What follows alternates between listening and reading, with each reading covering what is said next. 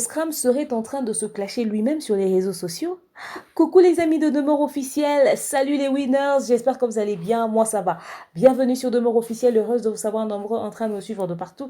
Si vous n'êtes pas encore abonné à cette chaîne, abonnez-vous, n'oubliez surtout pas d'activer la cloche de notification et de partager massivement les liens de mes vidéos. Alors comme je l'ai dit tout à l'heure, je suis tombée sur des publications où on voit clairement c'est le Scrum en train de se clasher lui-même. C'est pas croyable, n'est-ce pas? C'est de ça qu'on va parler tout au long de cet élément. J'espère que vous êtes prêts, que vous avez vos verres de jus, n'est-ce pas?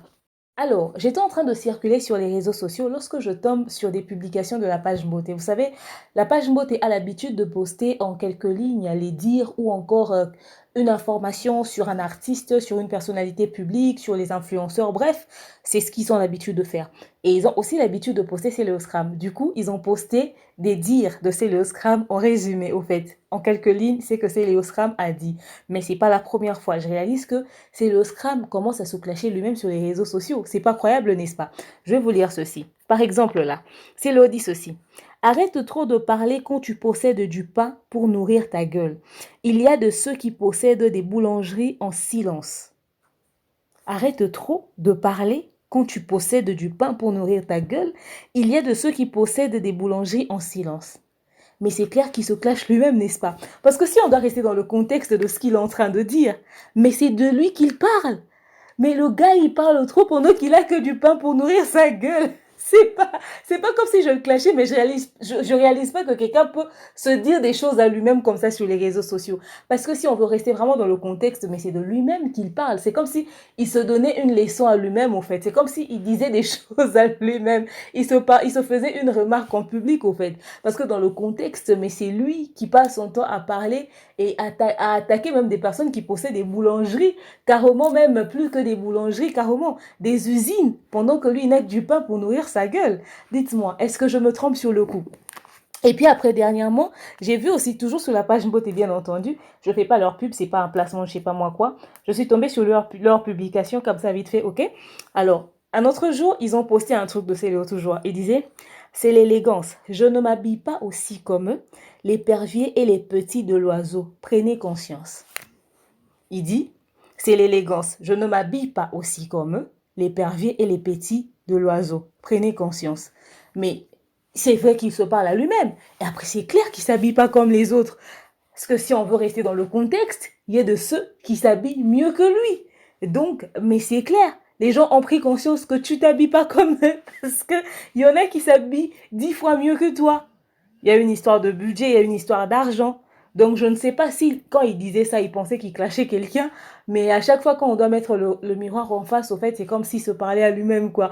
À un moment donné. Je comprends pas trop les trucs de Céléo Scrum. Vite fait, je voulais que vous puissiez me dire, est-ce qu'il réalise ce qu'il est en train de dire? Parce que si on veut rester dans le contexte, dans tous les sens, c'est de lui-même dont il parle, au fait. C'est comme s'il se disait des choses à lui-même sur les réseaux sociaux. Je ne sais pas si lui-même, il le réalise. Parce que, en pensant qu'il s'attaque aux autres, mais quand on veut regarder vraiment ce qu'il dit, et on regarde, on est en train de comparer les personnes peut-être sur qui il peut clasher, mais on voit qu'il se clash lui-même, n'est-ce pas? Et également, c'est le Scrum avait sorti Mwana Congo il y a de cela déjà un mois, c'est disponible sur sa chaîne YouTube, et cette chanson sur les plateformes, mais c'est inexistant, mais c'est comme s'il n'y avait jamais eu son son sur les plateformes, parce que même en termes de chiffres, on ne peut même pas parler de ça, parce qu'on ne sait même pas s'il vend. La dernière fois, c'était 52 dont j'avais parlé ici, je ne sais même pas si ça peut totaliser ne serait-ce que 50 000. Bref, ce n'est pas un clash, c'est une information. Et puis, la version clippée sur YouTube n'a que 12 000 cas depuis un mois. Je me pose la question de savoir, est-ce que Céléo Scrum se concentre sur les promos de ces sons qu'il met sur le marché ou il passe son temps à tacler les gens de travers? Pourtant, les clashs qu'il lance, il se lance en réalité à lui-même, en fait. Parce qu'en voulant s'attaquer aux autres, tu réalises pas que ce que tu dis va plus dans ton sens que dans le sens des autres. C'est le Scrum, tu passes trop ton temps dans les clashs, dans les trucs des autres, tu te moques, tu rigoles et tout ça, mais toi-même, ta propre carrière, tu prends pas ça au sérieux. Après, il faut rappeler que Céléo avait aussi dit qu'il a un grand concert dans une très grande salle, je sais pas, Olympia ou je sais plus trop où, il devait aller jouer. Tu vas jouer avec des sons qui n'ont pas connu de succès. Aujourd'hui, les gens, quand ils font des concerts, les gens se déplacent, payent des billets parce que ils veulent écouter des tubes à succès, des titres à succès. T'as pas de son à succès, mais je ne sais pas comment est-ce que tu vas faire. Je sais pas s'il y aura juste des potes assez hauts qui vont être dans la salle ou quoi. Mais au lieu de passer ton temps à lancer des clashs, des pics sur les réseaux sociaux, je pense que tu devrais, en tout cas il est temps, te concentrer sur ta carrière ou encore voir ce que tu vas faire en dehors de la musique. Soit que les gens te contactent en tant qu'aîné, histoire de leur donner deux petits conseils parce que après il faut dire que l'industrie musicale a beaucoup changé par rapport à ce que vous avez vécu à l'époque de Wenge. Du coup, si aujourd'hui tu dois donner des conseils, ça sera juste vite fait comme ça sera pas comme si tu vas entrer dans le détail parce que je pense même pas que tu as la maîtrise de l'industrie musicale actuelle. Tu es tout le temps là dans des trucs de votre histoire de nous on a fait nanani et nanana. Je vois difficilement, c'est le Scrum parler même de comment est-ce que la musique évolue actuellement.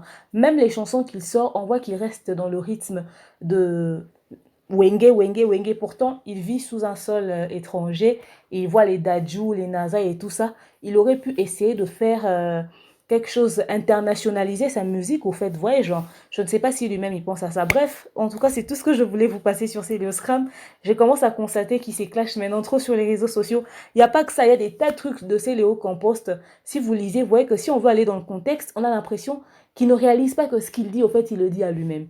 Dites-moi si vous aussi, vous avez remarqué ça, tout comme moi, n'est-ce pas? Mais à l'instant, place au bonus.